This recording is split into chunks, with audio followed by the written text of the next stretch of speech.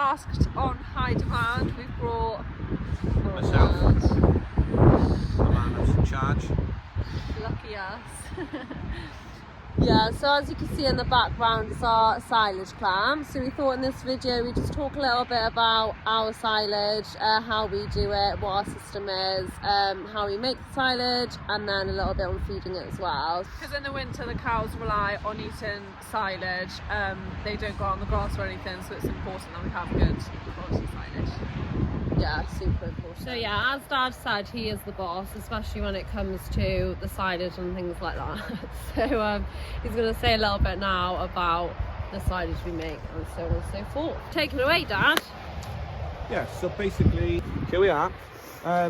Briefly, we do wagon silage with a Pottinger 5100 forage wagon. We do it ourselves. I've always made silage ourselves, even since I was a small lad with my dad. So it's a system we're used to doing.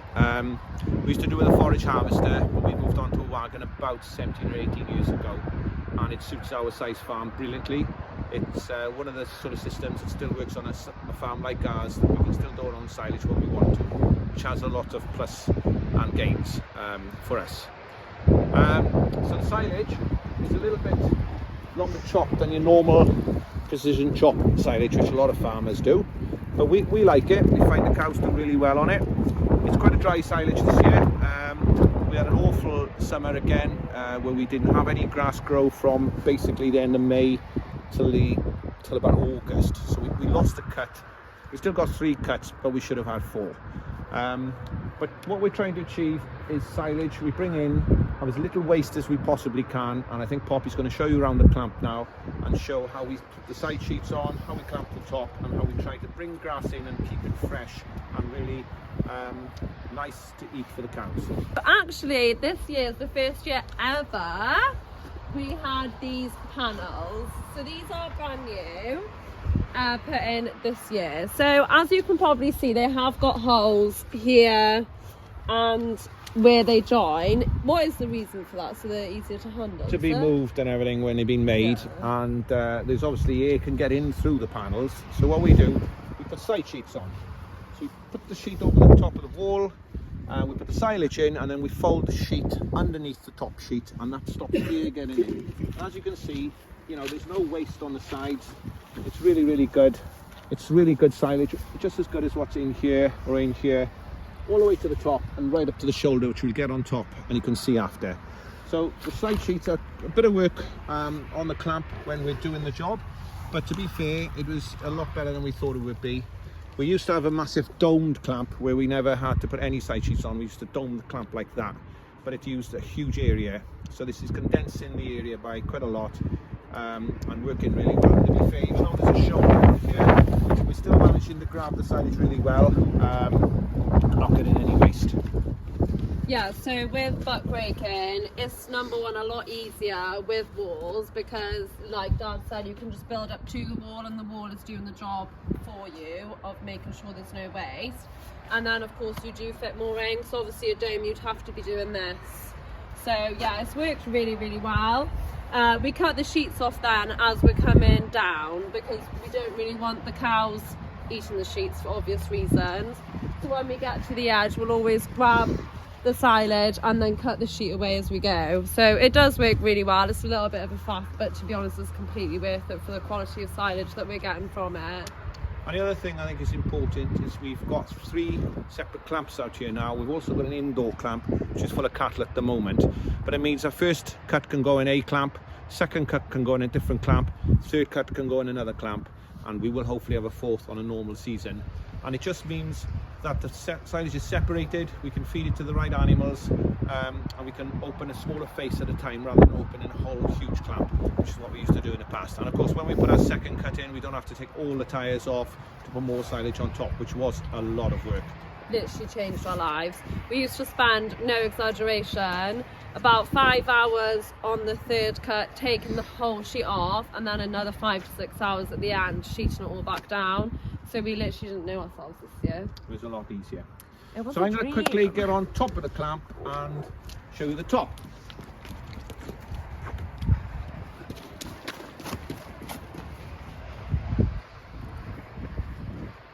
Don't try this at home. Don't try this at home. We should always try and be careful when doing this. So Come on up, Josie!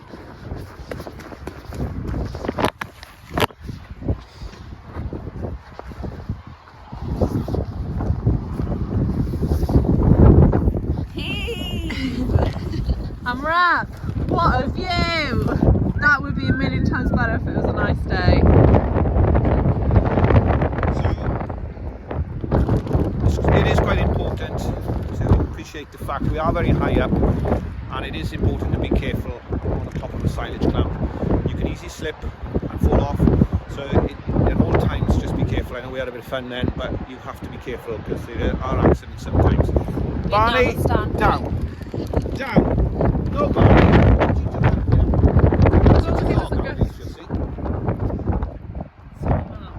Managed to get him down one layer. We're on top of the clamp now, so we tend to try and roll the sheet back every other day or so. It's a weekend, the girls like to try and roll it back on a Friday night or Saturday morning so they don't have to touch it till a Monday.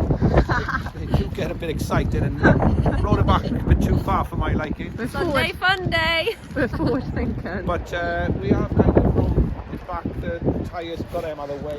So you can see we're on top of it. Just got absolutely pouring rain last night.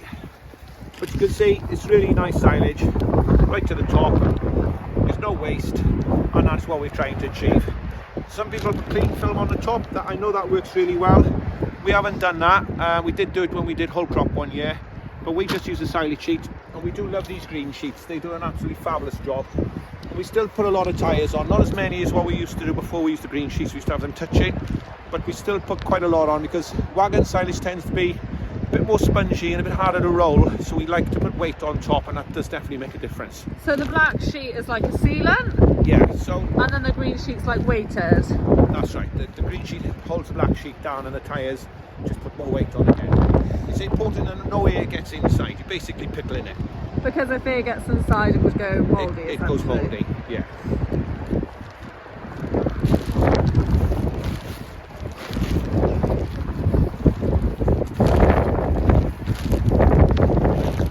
So this is the first clamp. This is the plastic they're ready for the skip. Here we've got some black things cleaned out of one of the carbon the other day. Actually, because we've got a drain right down, and we are nearly up there. So unfortunately the wind has got the better of us on this moment. So Dad is basically just saying that the side sheets that go up the side of the clamp will go over the top of the silage at least 2 to 3 meters across, and then the black silage sheet will go over the top of it right to the edge, and then this works then as like a double sealant, and then the green sheet goes on top to weigh it down and give it that extra weight. So this works really well because, as you can see then right by the wall here, there's absolutely no waste, and it's because of that side sheet then that there isn't any. We cut the plastic sheet off then as we go, as we said before, so that it's not going into the feeders and the cows aren't able to eat it. Generally, well, the cows don't eat it. You generally see it left in the feeder and we take it out. The wind and rain has picked up. It certainly has. So should we get down or?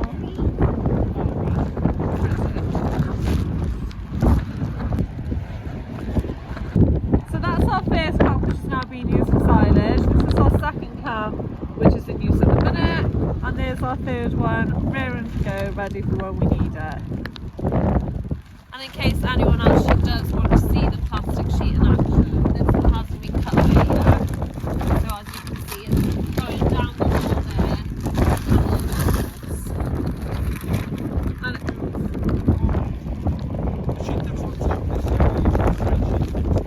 So the sheet that's on top of this year will be used for side sheets next year.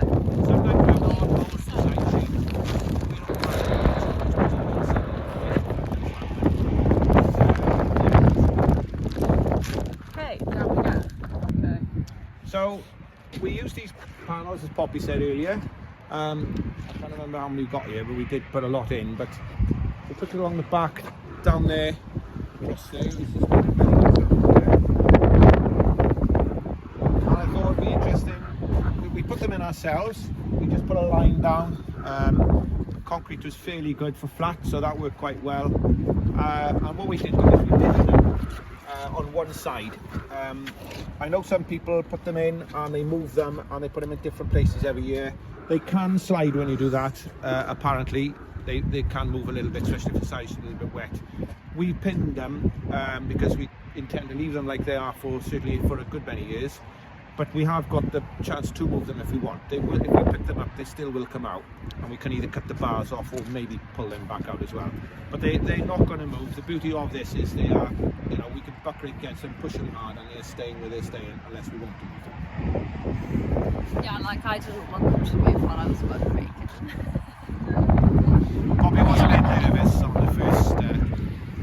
I was really high, and then I looked to my left, and there's like the clamp is up on a bit of a level anyway, and I looked down and I was like, oh, ah. Right, so we're in the shed because it's nicer in here. So I'm only going to show you quickly the grab. This is called shear grab. These cutters here are really, really sharp. I try to sharpen them about every sort of 5 or 6 weeks. That seems to be adequate. It is important to keep them sharp because it's cutting through silage, and it's a long chop silage. What you tend to do if it gets blunt to break the tines or just make a mess of doing the actual job. So we grab the silage and we actually bring our silage to the feeders. So a lot of farms put it in feeder wagons, they mix it with feed and they put it out into feed passages, a little bit like these cattle are eating here.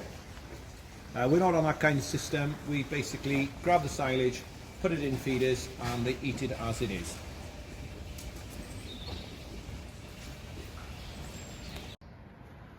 So we're down by the forage wagon now, as you can see behind me. So I really like it. It's a really nice colour, but that's all I can tell you about it. Chelsea's favourite colour is yellow, so she only likes the top bit really. And on the back it's got a picture of 2 cows, and it says happy cows, better milk, which is true. Yeah. So this is a forage wagon. We're not going to get too technical, but basically it picks the grass up and we carry it in like a trailer, as opposed to, you see a lot of silage done, they have a big forage harvester and they blow it into trailers and the trailers go back and forth. This actually picks it up, chops it, and we bring it in. So it's probably going to be a slower system. But it's just the size farm that we are. We generally do about 150 acres silage first cut, maybe something similar second, and then a little bit less third and fourth. But for the distance we're carrying our silage, it works quite well. So we've got a pickup reel on the front, which we drop on the floor. That picks the grass up, which is put into row by a rake. That gets fed into these big rotor here, which pushes the grass through knives, and there's 40 knives set in the back. I can't actually show you them now because it's not on the tractor, so I can't drop them out, but we'll do that another time. So that big rotor pushes the grass through those knives, and that's what causes the chop. So the grass gets pushed up here through the knives which are in there and up into the floor of the machine. We go up inside now and you can have a look. A little ladder down ready. Got my little door, which Chelsea's still in front of. I lock it back and we get in the wagon. Wow, I didn't even know this door existed. In she goes. Josie's having her own new experience. I was going to say, having VIP.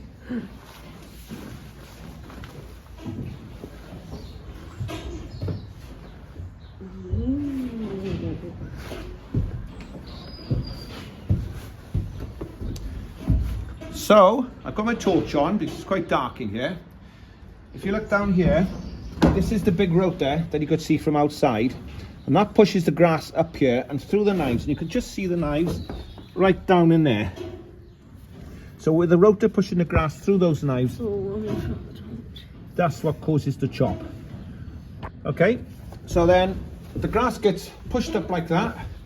And as it gets pushed up and up and up and up, obviously starts to fill this area. When it gets really, really tight and I need to move the floor back, these chains move this floor and that will push the grass to the back of the wagon. And what you tend to do is you keep pushing it back till you push it against the back wall. And this door,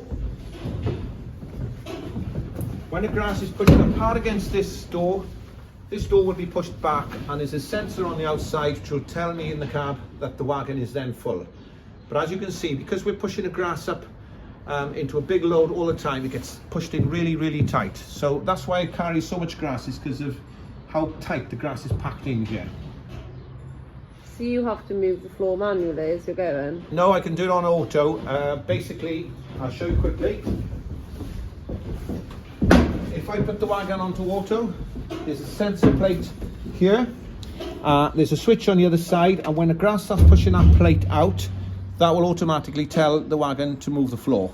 There's also a sensor on this door. This door is really heavy. As you can see, it's got springs on it. But when that door is pushed up, there's a little switch just by here, and in exactly the same as this sensor plate, it tells the control box that the wagon is getting really full because it's pushing that plate up in the air, and it will automatically move the floor. So it just moves the floor about 2 foot, and then the plate this plate releases, the door up the top drops down, and again it keeps filling. It'll do that every sort of minute, 2 minutes, depending how quickly I'm filling the wagon. It depends. If the grass is really dry, I can pack a lot more silage in doing it manually. And the other way you can look at it, if the grass is really wet, sometimes I need to move the floor a little bit before the sensor would tell me. But generally, the auto works really well, but I can get more into the wagon if I do it manually. Like just go a little bit longer before I move the floor than what the wagon would. Makes sense. So you can see him. Oh.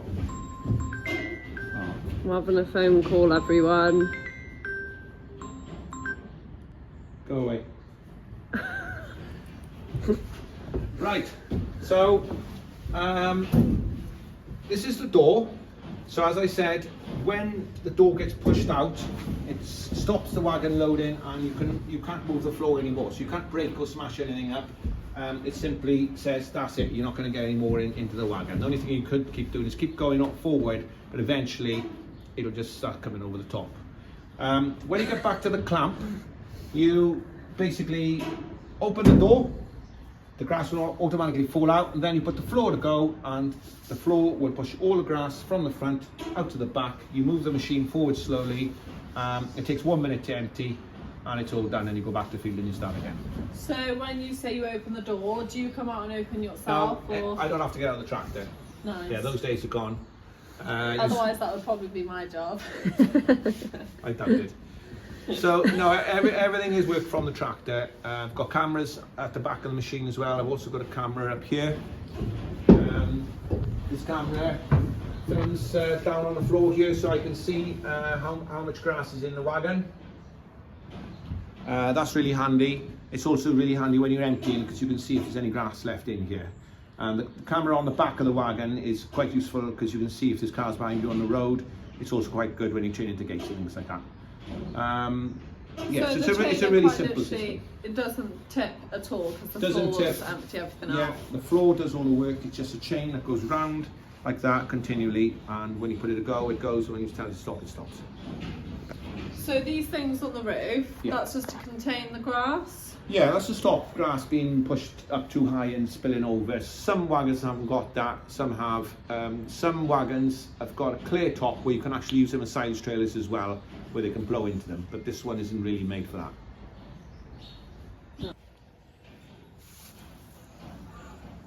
Why is it so hard? Ow. Right, okay.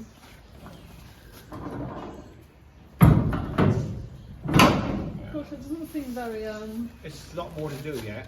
oh. Put your ladder up. I'll have to come back. Josie's never done this before, as you can see. Now you push it in. Shall I do it?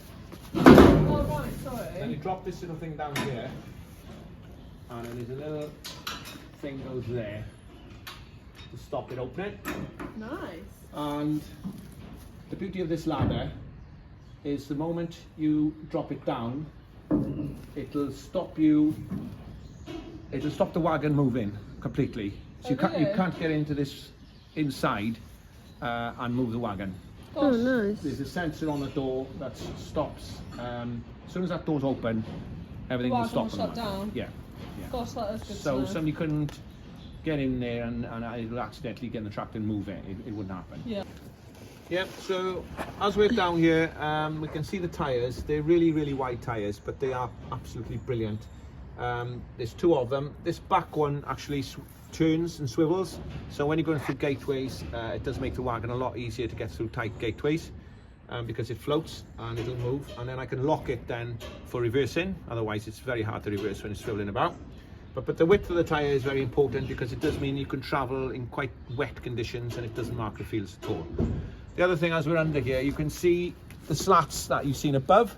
So all that happens is that chain goes right round like that, and it's a very simple system. You've got to keep it it's on a constant loop. It's on a constant loop, yeah. That's it, really. Oh, there's the camera. That one. Oh, yeah, that's the one that you can see the cars and all then. Yeah. Cool. Quite handy, because sometimes you get people right up behind you, and when you turn it into a gateway, it's nice to know that you've got somebody behind you, because sometimes you can't see from the tractor. Yeah, especially with this on the back. Okay. So I think it's important to just make it clear that the silage you'll see in the silage clamps is brought to the silage clamp with this machine. It's picked up in the field when it's green. I'll pass my phone to Poppy. Gosh, you're a popular man. So we pick the grass up when it's green with the wagon, we bring it into the silage clamp, and then we ensile it for a minimum of 6 weeks, but it would be quite a bit longer than that for us before we actually use it. That's why it changes colour. As you can see, it's more of a browny kind of colour now, because it's pickled grass basically. When it goes into that, it'll be much greener, but we try and get it dry. So this machine will pick it up from a row, which will be made by a rake in the field. It'll first of all be mowed by mowers. Then mowers would just mow the grass down, and we tend then to leave it for 24 to 48 hours before we would pick it up. That's to get it nice and dry. Generally, the dry silage is better for the cows rather than wet silage, so we try and get a balance. So between 24 and 48 hours of wilting, we call that, drying time. Then we rake it into a big row, then we pick it up with this wagon. Nice. As you will have seen in a previous clip, the grab attaches onto our JCB, which is what we use to grab the silage. So we take it from the outdoor clamp, bring it inside, and as you can see, we have feeders that line up all next to each other, and this is where the cows eat from. So the grab just literally opens up over the top and the silage falls in, and it is as simple as that. We usually give them 2 full grabs per feeder, but it obviously depends on if they've got any left when it comes to feeding. It is possible for us to split grabs as well if we need to. The feeders are filled full of silage before both the morning and the evening milkings. So when the cows are finished milking, they're able to come straight out to fresh silage. They always look forward to and get very excited about feeders full of fresh silage. They'll sort of have a little look around, pick out the bits they want to eat, even though it's pretty much all the same. But yeah, they all just really enjoy it. It's an exciting thing for them to look forward to, just like eating food. So we have 5 feeders all lined up in a row, which is ample space for the cows to eat. They can eat from both sides, so it works really well. Cows obviously also spend a lot of time lying down, resting, drinking and socialising. So not everyone wants to eat at the same time. So this works really well, because while some are eating, others will be resting, and then they just switch around. And by the end of the day, usually all the silage will be gone. We can easily adjust the amount of silage we're giving to the cows, depending on how many milking cows are in the herd at the time, whether we've got fresh calvers or more cows drying off. It will alter how much silage we feed them. We also have options of adding round feeders onto the space where they socialise, so that if we do need more feed space, we're able to add that in.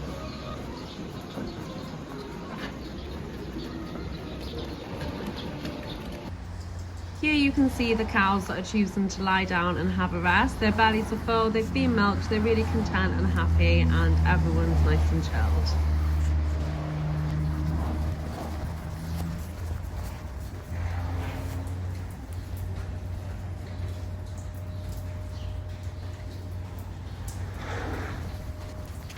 And that's a wrap. that is why, how, and where? I'm not sure. Oh, As you can tell, it's cold. I've completely lost it. I've got a really itchy nose suddenly as well. Just itch it with your hand. Itch it with your hand. Not very Absolute attractive though, is weirdo. it? Anyway, yeah. Fine. So sorry if that window is a bit... Sorry if that video is a little bit windy. Yeah, the wind's really... We're really tired. So ready for the stage to be bedtime. Anyway. Hope you enjoyed. Sorry it was a little bit windy in places. We did literally go on to like the highest part of the farm on a really windy day and try to film. But And we all thought it would be fine. But yeah, that's the basics on our silage system. Hope you enjoyed. Yeah, thank you so much for watching. Please remember to like and subscribe if you do like. And if you're already subscribed and you didn't like it, please don't unsubscribe.